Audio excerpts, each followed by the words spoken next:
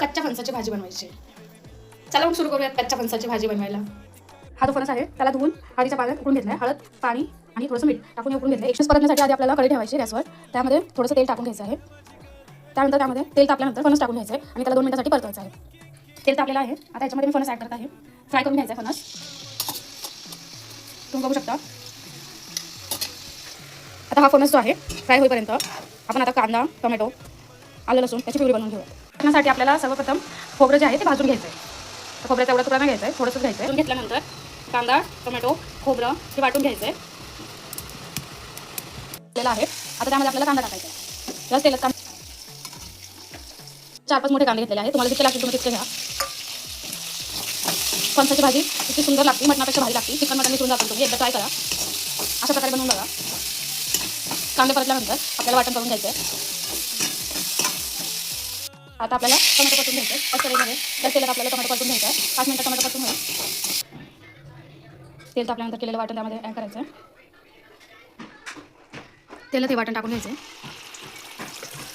याच्यामध्ये कांदा, खोबरा, आलं, लसूण आहे.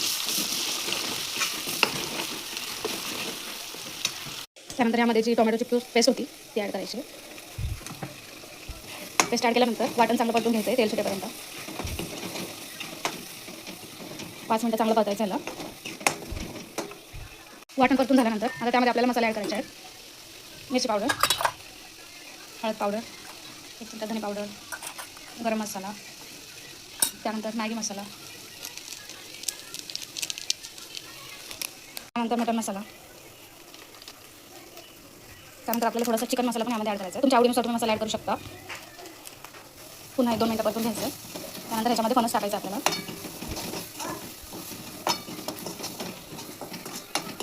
मसाला छान परतून झाल्यानंतर प्रकारे परतून झाल्यानंतर त्यामध्ये आपल्याला आता फणस टाकायचं आहे. फणस जे आहे ते टाकल्यानंतर पुन्हा याला 2 मिनिटांसाठी परतायचं आहे आपल्याला. मसाला पूर्ण फणसाला लागला पाहिजे.